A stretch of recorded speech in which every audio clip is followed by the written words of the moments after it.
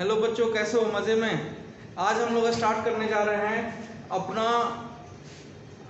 Osmotic pressure और osmosis topic है, और जो कि एग्ज़ाम पर्पज से भी बहुत ज़्यादा इम्पोर्टेंट है और कोलिगेटिव प्रॉपर्टीज़ में भी ये आपका बहुत महत्वपूर्ण स्थान रखता है। तो हम लोग समझेंगे क्या होता है ऑस्मेटिक प्रेशर, और उससे पहले समझना पड़ेगा ऑस्मोसिस क्या है। आप लोगों ने डिफ्यूज़न का नाम सुना होगा, जिसको हिंदी में विसरण बोलते हैं। ये ऑस्मोसिस उसी का भाई है, ठीक है। इसको कहा जाता है परासरण, ठीक है। तो क्या है ऑस्मोसिस, उसको पहले समझते हैं। The spontaneous flow of solvent into solution. Spontaneous मतलब होता है सेल्फ, स्वतः, जो अपने आप हो जाए। Flow of solvent molecule into solution और from dilute to concentrated solution through SPM is known as osmosis. अब यहाँ एक टर्म आया, एसपीएम क्या होता है, पहले समझते हैं। हमने क्या किया, एक सिस्टम बनाया। उस सिस्टम में क्या किया है, एक तरफ हमने इसका दो पार्ट किया और डिवाइड करने के लिए कोई वाल नहीं लगाया। यहां मैंने लगाया है एसपीएम, ठीक है। और एक तरफ मैंने सॉल्यूशन रखा है, जिसमें आपको पता है क्या क्या है, सॉल्यूट भी है और सॉल्वेंट भी। दूसरी तरफ हमने सिर्फ सॉल्वेंट मॉलिक्यूल को रखा है, सॉल्वेंट मॉलिक्यूल, मतलब सिर्फ सॉल्वेंट को रखा है। अब क्या होता है कि हम जैसे ही इन दोनों के कंसंट्रेशन में डिफर होता है, या सॉल्वेंट मॉलिक्यूल को और सॉल्यूशन को, दोनों को एसपीएम द्वारा सेपरेट किया जाता है, अलग अलग किया जाता है, तो जो सॉल्वेंट मॉलिक्यूल है वो इस एसपीएम के कारण, एसपीएम के से होकर सॉल्यूशन की ओर चला जाता है। और इसमें सिर्फ सॉल्वेंट मॉलिक्यूल ही जा सकता है, सॉल्यूट मॉलिक्यूल इस तरफ नहीं आ सकता, और सॉल्यूशन से सॉल्यूट मॉलिक्यूल इस तरफ नहीं आ सकता। जनरली ये तुम्हारा डाइल्यूट सॉल्यूशन हो गया और ये तुम्हारा कंसंट्रेटेड हो गया। ऐसा इसलिए हम कह सकते हैं क्योंकि डाइल्यूट मतलब क्या हुआ, इसमें सॉल्यूट का अमाउंट नहीं है, मतलब ये प्योर सॉल्वेंट है। ये कंसंट्रेटेड है, मतलब इसमें सॉल्यूट प्लस सॉल्वेंट दोनों मिला हुआ है। कंसंट्रेटेड है, इसके कंपैरिजन में थोड़ा गाढ़ा होगा। तो ऑस्मोसिस क्या है, ऑस्मोसिस एक प्रोसेस है जिसमें सॉल्वेंट मॉलिक्यूल अपने आप स्वतः, without any pressure, without external pressure से, वो एसपीएम को पार करके दूसरी ओर चला जाता है, विलियन की ओर या सॉल्यूशन की ओर चला जाता है। मतलब एसपीएम है क्या, ये बात आप लोग के दिमाग में अटक रहा होगा। एसपीएम का फुल फॉर्म होता है semi permeable membrane. Semi permeable membrane का अर्थ है ऐसा झिल्ली होता है, ये एक तरह का फिल्टर पेपर जैसा होता है, जिसमें से ओनली जो सॉल्वेंट मॉलिक्यूल है उसी को ये अलाउ करता है वहां से पास होने के लिए, ठीक है, और बाकी चीज को नहीं। मतलब क्या हुआ कि ये एक तरह का फिल्टर पेपर जैसा होता है, एक तरह से झिल्ली जैसा होता है, जिसमें से सिर्फ सॉल्वेंट मॉलिक्यूल ही पास कर सकता है, सॉलिड मॉलिक्यूल पास नहीं करेगा। अब ये जो सेमी परमेबल मेम्ब्रेन है, ये किसका बना होता है? सेमी परमेबल मेम्ब्रेन चर्म पत्र यानी कि परचमेंट पेपर का होता है। उसके बाद एग मेम्ब्रेन, जो एग का जो ऊपरी सतह पर तुम एक व्हाइट कलर का लेयर लगा होगा, उसका होता है। गोट का ब्लाडर यानी कि बकरा का अमाशय जो होता है उसका बना होता है। और एक केमिकल है कॉपर फेरोसाइनाइड, इसका बना होता है। ये है तुम्हारा एसपीएम। मतलब कि एसपीएम एक तरह का फिल्टर पेपर का काम करता है, जो कि सॉल्यूशन से या किसी दूसरे सोर्स से सिर्फ सॉल्वेंट मॉलिक्यूल को पास होने देता है। और यही जो प्रोसेस है, स्वतः प्रोसेस है, इसी को ऑस्मोसिस कहते हैं। उसके बाद में हम लोगों का अगला पॉइंट है ऑस्मेटिक प्रेशर, जो कि कोलिगेटिव प्रॉपर्टीज को ये के अंतर्गत आता है। तो ऑस्मेटिक प्रेशर क्या है? ऑस्मेटिक प्रेशर को हम पहले डायग्राम समझा देते हैं, फिर इसका जो डिफिनेशन अपने आप समझ में आ जाएगा। एक हम सिस्टम बनाते हैं, इस सिस्टम में हम उसी तरह से सॉल्वेंट और सॉल्यूशन को एक तरफ कर देते हैं, और सॉल्यूशन के साइड हम एक एक्सटर्नल पिस्टन लगाते हैं, जिससे एक्सटर्नल प्रेशर अप्लाई होगा। एक्सटर्नल मैकेनिकल प्रेशर P, ठीक है, हो गया। ये हो गया मेरा SPM, इस साइड है मेरा सॉल्वेंट मॉलिक्यूल, इस साइड है मेरा सॉल्यूशन। ये हो गया सॉल्यूशन, ये हो गया सॉल्वेंट मॉलिक्यूल। क्या होता है ऑस्मोटिक प्रेशर? आप लोगों को लग रहा होगा कि ऑस्मोटिक प्रेशर एक ऐसा प्रेशर है जो कि ऑस्मोसिस को ऑस्मोसिस प्रोसेस को फास्ट कर देता है या होने लगता होगा। यही है ऑस्मोटिक प्रेशर। ऑस्मोटिक प्रेशर का उल्टा कंसेप्ट है, निगेटिव कंसेप्ट है। ऑस्मोटिक प्रेशर हम वैसा सिस्टम पर सॉल्यूशन के साइड ऐसा लगने वाला एक्सटर्नल मैकेनिकल प्रेशर, पिस्टन से प्रेशर दे रहे हैं इसलिए मैकेनिकल प्रेशर हो गया, बाहर दे रहे हैं इसलिए एक्सटर्नल हो गया। मतलब एक्सटर्नल मैकेनिकल प्रेशर, एक्सटर्नल जो मैकेनिकल प्रेशर हम देते हैं उस एक्सटर्नल मैकेनिकल प्रेशर के कारण से जो ऑस्मोटिक का जो ऑस्मोसिस का जो प्रोसेस हो रहा था, जो फ्लो हो रहा था, वो फ्लो स्टॉप हो जाता है, ये रुक जाता है, ठीक है। टू स्टॉप फ्लो, जो ऑस्मोसिस का प्रोसेस हो रहा था वो ऑस्मोसिस प्रोसेस को ही रोक देता है। मतलब क्या हुआ कि मान लो कि हम दो सिस्टम बना हुआ मेरा, बाएं दाएं में एक तरफ सॉल्वेंट है, एक तरफ सॉल्यूशन है, अब इस बीच में SPM है। तो जो सॉल्वेंट मॉलिक्यूल है वो तुम्हारा SPM के थ्रू होकर दूसरी तरफ जा रहा है। मतलब मान लो इधर पानी है, इधर नमक पानी है, तो जो पानी है अभी भी इधर जा रहा है, ठीक है, क्योंकि SPM उसको जाने दे रहा है। अब हम प्रेशर लगा रहे हैं, प्रेशर लगा रहे हैं, फ्लो हो रहा है, प्रेशर लगा रहे हैं, फ्लो हो रहा है, प्रेशर लगा रहे हैं, फ्लो हो रहा है। अब जो प्रेशर लगा रहे हैं अब फ्लो नहीं हो रहा है। मतलब क्या हुआ कि हम एक्सटर्नल प्रेशर को अप्लाई करके जो फ्लो ऑफ सॉल्वेंट मॉलिक्यूल है उसी को स्टॉप कर देते हैं, उसी का फ्लो क्या करते हैं, रोक देते हैं। उसी को हम लोग बोलते हैं, उसी एक्सटर्नल मैकेनिकल प्रेशर को ही कहा जाता है ऑस्मोटिक प्रेशर। मतलब जो एक्सटर्नल मैकेनिकल प्रेशर है वही मेरा है पाई, मतलब ऑस्मोटिक प्रेशर। और ये जो प्रेशर है ये क्या करता है, to stop flow of solvent molecule, ठीक है। मतलब क्या हुआ, द मिनिमम मैकेनिकल प्रेशर, सबसे minimum mechanical pressure which must to applied on the solution side, solution की तरफ लगाना है, सॉल्वेंट तरफ नहीं, सॉल्यूशन की तरफ लगाना है वो external mechanical pressure to stop the passage of solvent molecule. To stop कर देता है, पासेज मतलब होता है फ्लो होना, passage of solvent molecule into the solution. मतलब बाहरी एक्सटर्नल प्रेशर जिसके कारण से जो सॉल्वेंट मॉलिक्यूल का SPM के थ्रू जो फ्लो हो रहा था वो सॉल्यूशन के साइड अब नहीं होगा, अब वो रुक जाएगा, फ्लो ऑफ सॉल्वेंट मॉलिक्यूल नहीं होगा। मतलब to stop process of osmosis on that pressure is called osmotic pressure. सीधा सा बात, मतलब ऐसा प्रेशर जिस पर, ऐसा मिनिमम प्रेशर का वैल्यू जिस पर ऑस्मोसिस का जो प्रोसेस है वो रुक जाए, मतलब सॉल्वेंट मॉलिक्यूल का जो फ्लो होने का प्रोसेस है वो क्या हो जाए, रुक जाए। ऐसे प्रोसेस को हम लोग क्या बोलते हैं, ऐसे प्रेशर को हम लोग क्या बोलेंगे, ऑस्मोटिक प्रेशर। उसको डिनोट करते हैं हम लोग पाई से, ठीक है। अब इसी पर क्या होता है, एक डेरिवेशन है कि हम लोग पाई का वैल्यू क्या कैलकुलेट करते हैं, ठीक है। इसके लिए रिसर्च किया गया, एक्सपेरिमेंट किए गए और कुछ लॉ लगाया गया, उसी पर ये यूज होता है, ठीक है। इसकी स्क्रीनशॉट ले लो एक बार,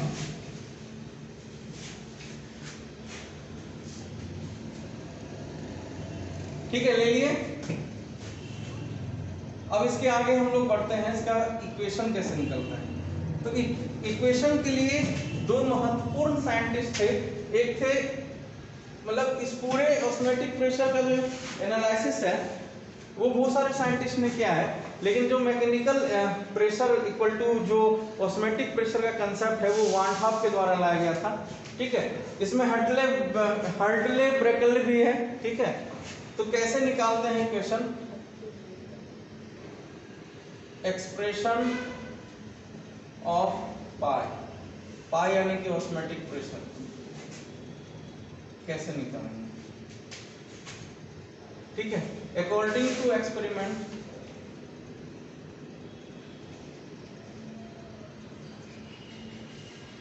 ठीक है, बॉयज वांट ऑफ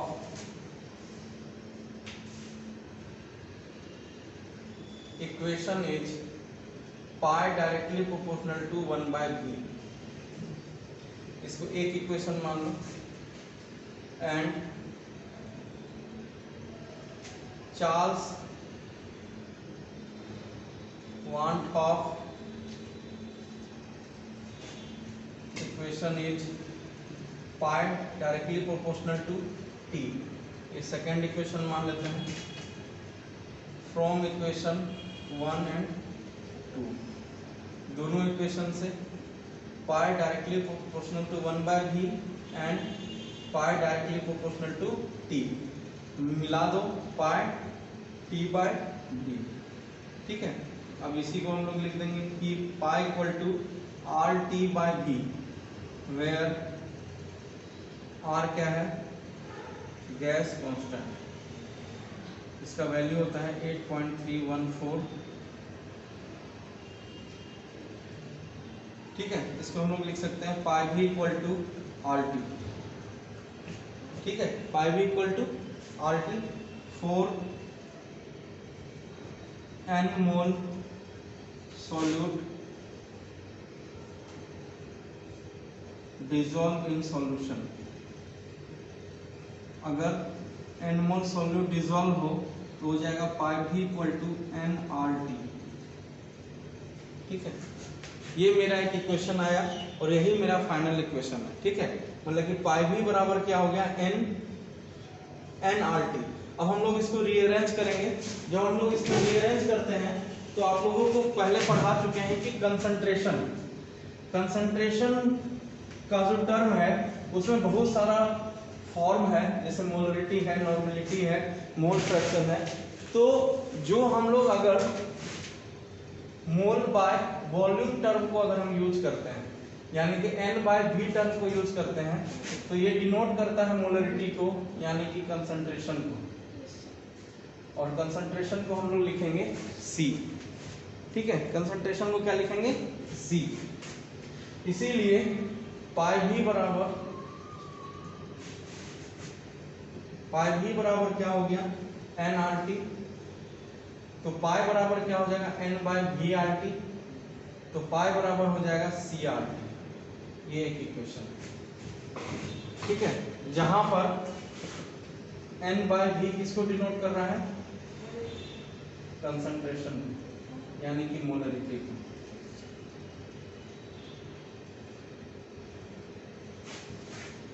ठीक है, ये मेरा एक इक्वेशन आया, समझ में आ गया।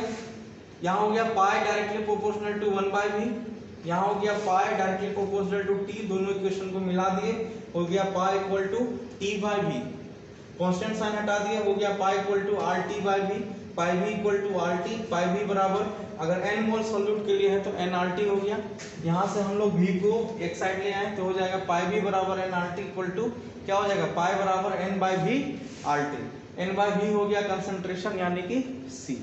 ठीक है, तो पाई बराबर क्या हो गया, CR। अब इसके बाद हम लोगों को पढ़ना होता है types of solution on the basis of osmotic pressure. ठीक है, पहला टाइप है मेरा आइसोटोनिक सॉल्यूशन, दूसरा होता है हाइपरटोनिक सॉल्यूशन, तीसरा है हाइपोटोनिक सॉल्यूशन। इतने टाइप का आपका सॉल्यूशन होता है। ठीक है, according to on the basis of osmotic pressure. ठीक है, एक बार स्क्रीनशॉट ले लो, फिर हम लोग एक एक करके देखेंगे कि क्या क्या होता है।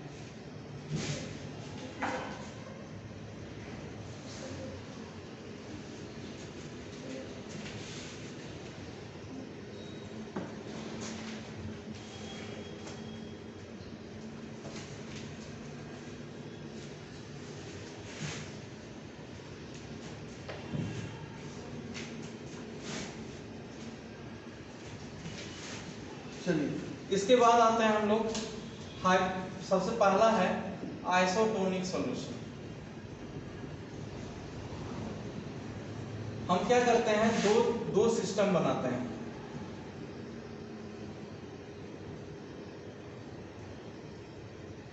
इसका जो प्रेशर है हम इसका ऑस्मोटिक प्रेशर π1 मानते हैं और इसका इस सॉल्यूशन का ऑस्मोटिक प्रेशर π2 मानते हैं। ये हो गया सॉल्यूशन 2 मान लेते हैं और इसको सॉल्यूशन 1 मान लेते हैं। ठीक है, मेरे पास दो सिस्टम बना हुआ है, इसका ऑस्मोटिक प्रेशर π1 है, इसका ऑस्मोटिक प्रेशर π2 है। आइसोटोनिक सॉल्यूशन क्या होता है, दो सॉल्यूशन है at a same osmotic pressure, मतलब जिसका ऑस्मोटिक प्रेशर क्या हो जाए, सेम हो जाए। मतलब π1 इक्वल टू क्या हो, π2, π1 इक्वल टू क्या हो जाए, π2। चलो अब इस पर कुछ फॉर्मूला है उसको देख लेते हैं। फॉर सॉल्यूशन 1, फर्स्ट सॉल्यूशन के लिए हम लिख सकते हैं π1 equal to N1/V1 into RT। इसमें आप एक चीज ये कर सकते हैं, ये जो π1 इक्वल टू π2 होता है एट कांस्टेंट टेम्परेचर, इसमें टेम्परेचर चेंज नहीं होना चाहिए। तो π1 इक्वल टू क्या हो गया, N1/V1 इंटू RT। R भी कांस्टेंट टेम्परेचर सेम है तो T लिख दिए। फोर सॉल्यूशन 2 के लिए क्या हो जाएगा, π2 equal to N2/V2 into RT। ठीक है, इन दोनों को हम इसमें डाल दिए। π1 इक्वल टू π2 क्या हो जाएगा, N1/V1 RT बराबर N2/V2 RT। यहाँ से RT कैंसिल हो जाएगा, क्या हो जाएगा N1/V1 इक्वल टू N2/V2। मतलब आइसोटोनिक सॉल्यूशन होगा तो हम ये वाला फॉर्मूला यूज कर सकते हैं। यही ऑब्जेक्टिव भी आता है बहुत बार। ठीक है, एक और स्क्रीनशॉट ले लो। अब लास्ट है इसका क्या, दो और बचा। ये तो इजी था, आइसोटोनिक मतलब आइसो मतलब बराबर, जिसमें मतलब जो दो सॉल्यूशन का ऑस्मोटिक प्रेशर क्या हो जाए, इक्वल हो जाए। ठीक है, सेम हो जाए। दूसरा है हाइपोटोनिक। हाइपोटोनिक सॉल्यूशन किसको बोलते हैं, जिसमें हाँ हाइपो मतलब होता है कम। One solution have less osmotic pressure than second, मतलब π1 less π2। ठीक है, एक का प्रेशर क्या होना चाहिए, दूसरे के प्रेशर से कम होना चाहिए। तीसरा हो गया हाइपरटोनिक सॉल्यूशन। हाइपर मतलब पता है सबको, गुस्सा होता है, हाइपर डाइपर हो गया, मतलब क्या हो जाएगा, π1 ग्रेटर देन π2। ठीक है, osmotic pressure of solution first is more than second. ठीक है, तो हम लोग उसको क्या बोलते हैं, हाइपरटोनिक सॉल्यूशन। तो इस तरह से हम लोग मतलब सॉल्यूशन का तो बहुत सारा टाइप होता है, लेकिन ऑस्मोटिक प्रेशर के टाइप से हम लोग 3 टाइप का पढ़े। एक पढ़े आइसोटोनिक, एक पढ़े हाइपोटोनिक और एक पढ़े और दूसरा क्या पढ़े, हाइपरटोनिक। तो आइसोटोनिक मतलब आइसो मतलब बराबर, मतलब जिसमें दो डिफरेंट सॉल्यूशन का जो ऑस्मोटिक प्रेशर है वो क्या हो जाए, इक्वल हो जाए। ठीक है, हाइपोटोनिक मतलब क्या हुआ, जिसमें से एक सॉल्यूशन का जो ऑस्मोटिक प्रेशर हो वो दूसरे सॉल्यूशन के ऑस्मोटिक प्रेशर से लेस देन हो, ठीक है, कम हो। और हाइपर मतलब क्या हो गया, जिसमें से एक ऑस्मोटिक प्रेशर जो है दूसरे सॉल्यूशन के ऑस्मोटिक प्रेशर से ज्यादा हो जाए, उसको हम लोग बोलेंगे हाइपरटोनिक। अब सवाल उठता है कि सर इसका यूनिट क्या होता है ऑस्मोटिक प्रेशर का। ऑस्मोटिक प्रेशर का यूनिट तुम्हारा, क्योंकि ऑस्मोटिक हम नाम से ही पता कर रहे हैं कि ऑस्मोटिक प्रेशर का यूनिट क्या होगा। तो ऑस्मोटिक प्रेशर का यूनिट आपका जिस प्रकार से प्रेशर का यूनिट होता है बार, ठीक है, या फिर एटीएम, या फिर इतना 76 mm SG, अलग अलग जो यूनिट्स हैं, ठीक है, उसके हिसाब से इसका भी प्रेशर उसी हिसाब से होता है। ठीक है। तो ऑस्मोटिक प्रेशर का यूनिट सेम एज प्रेशर कहीं जैसा होता है, इसमें कोई अंतर नहीं है, ठीक है। ये सारे लगभग ऑब्जेक्टिव में काफ़ी आता है ये तीनों टाइप, ठीक है। तो यहाँ पर हमारा ये क्लियर होता है कि ऑस्मोटिक प्रेशर क्या है, ऑस्मोसिस प्रोसेस क्या है। ऑस्मोटिक प्रेशर का जो फॉर्मूला होता है वो है आपका pi equal to n by V R T, यानी कि pi equal to C R T को हम इस तरह से लिखते हैं। तो अब यहाँ ये सवाल ये उठता है कि ये कभी कभी क्वेश्चन आता है कि to prove that osmotic pressure is a colligative properties. Osmotic pressure सही में कोलिगेटिव प्रॉपर्टीज है, क्योंकि ऑस्मोटिक प्रेशर जो है वो मोल्स ऑफ सॉल्यूट पर डिपेंड करता है, ना कि सॉल्यूट के नेचर या उसकी प्रॉपर्टीज पर। बताए थे कोलिगेटिव प्रॉपर्टीज हम किसको बोलते हैं, जो कि वैसा सॉल्यूशन का वैसा प्रॉपर्टी जो कि number of moles of solute पर डिपेंड करे, अमाउंट ऑफ सॉल्यूट पर डिपेंड करे, लेकिन नेचर और उसके केमिकल कंपोजिशन पर डिपेंड नहीं करता है। वही चीज है कि जो पाई है ऑस्मोटिक प्रेशर है, ये तुम्हारा देख लो यहाँ पे है कि ये किस पर डिपेंड कर रहा है, नंबर ऑफ मोल्स पर। इसलिए पाई यानी कि osmotic pressure is a colligative properties, ये कोलिगेटिव प्रॉपर्टीज। अब फिर वही सवाल आता है कि टेम्परेचर पे डिपेंडेंसी कैसा है इसका, क्या ये टेम्परेचर पर डिपेंड करेगा? हाँ यस, ये करेगा टेम्परेचर पर डिपेंड, क्योंकि इसके फॉर्मूला में n by V R T, इसके फॉर्मूला में v है, वॉल्यूम है, और जो वॉल्यूम होता है वो टेम्परेचर पर डिपेंड करता है।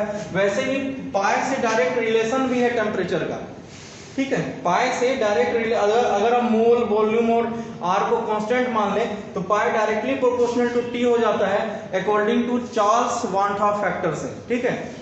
मतलब कि चार्ल्स वांट-हाफ लॉ से pi directly proportional to T भी हो जाता है। इसलिए जो ऑस्मोटिक प्रेशर है वो टेम्परेचर डिपेंडेंट होगा, टेम्परेचर पर डिपेंड करता है, ठीक है। तो कभी कभी ऑब्जेक्टिव क्वेश्चन आता है कि क्या ऑस्मोटिक प्रेशर टेम्परेचर पर डिपेंड करता है? हाँ, ऑस्मोटिक प्रेशर टेम्परेचर पर भी डिपेंड करता है, ठीक है। चलिए हम लोग एक न्यूमेरिकल करते हैं। तो न्यूमेरिकल क्या है पहले उसको समझते हैं, फिर उसमें से जो गिवन का वैल्यू है उसको बाहर करेंगे और फिर फॉर्मूला पे पुट करेंगे और देखेंगे आंसर क्या आता है। तो क्वेश्चन है calculate the molar mass of protein, calculate of molar mass of protein. हमको ये नहीं पता प्रोटीन कौन सा है, पता रहता तो हम डायरेक्टली मोलर मास कैलकुलेट कर लेते।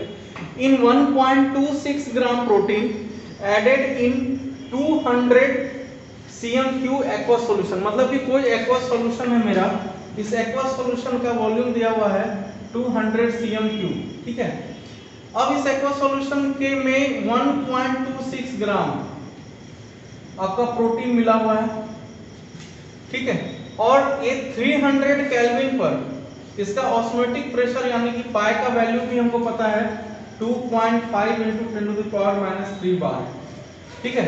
क्वेश्चन क्या कर रहा है, प्रोटीन के जलीय विलयन के 200 cm³ में 1.26 ग्राम प्रोटीन उपस्थित है, ठीक है, जिसका प्रासरण दाब 300 केल्विन पर 2.57 × 10⁻³ बार है।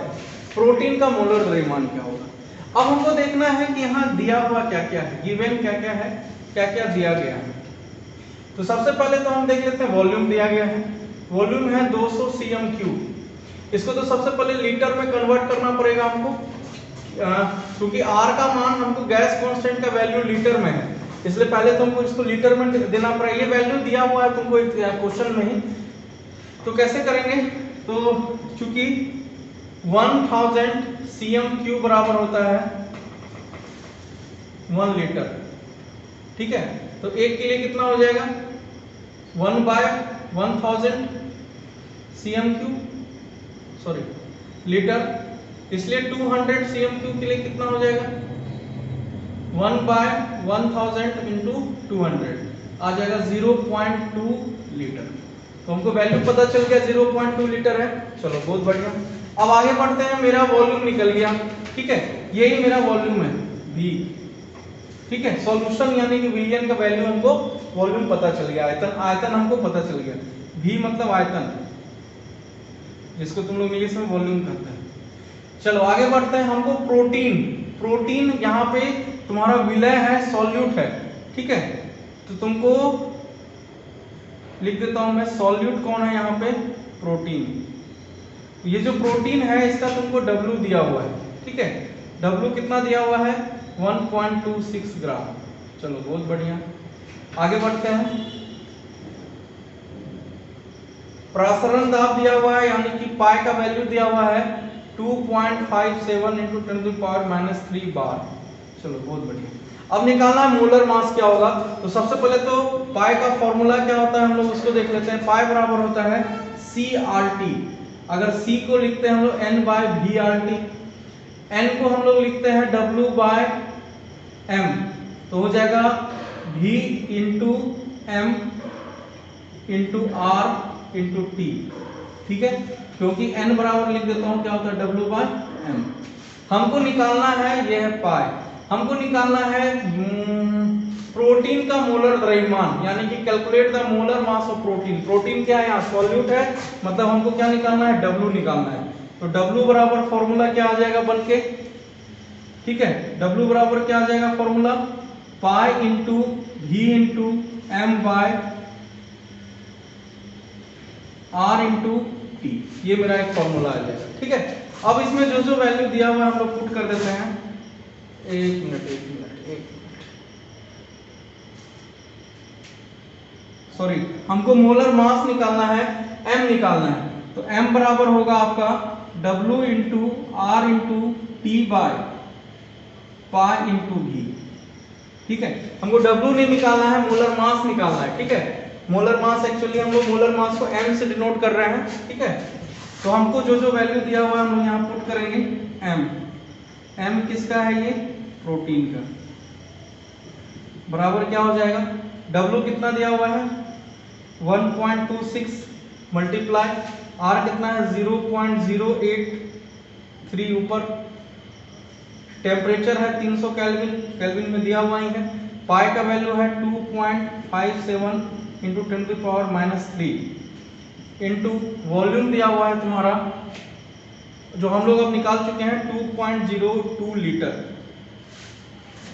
ठीक है। अब इसको क्या करना है, तुम लोग सॉल्व करोगे, ठीक है। अब इसको सॉल्व जब तुम करते हो तो इसको सॉल्व करने के बाद जो आंसर आएगा, मैं आंसर आपको बता रहा हूं। इसका आंसर है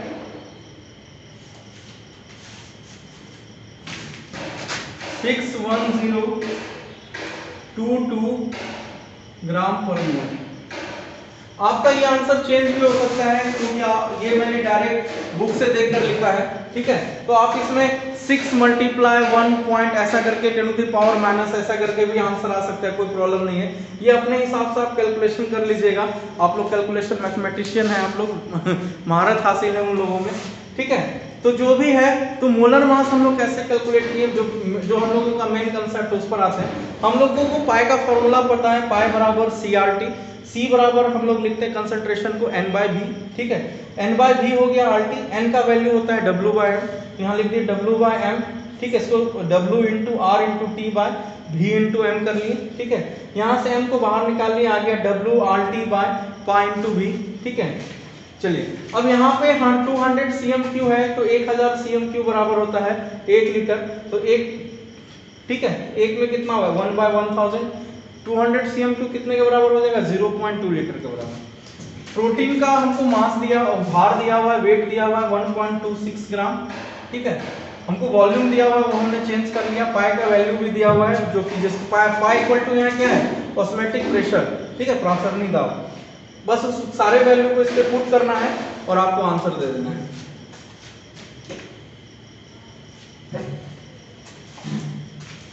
ठीक है।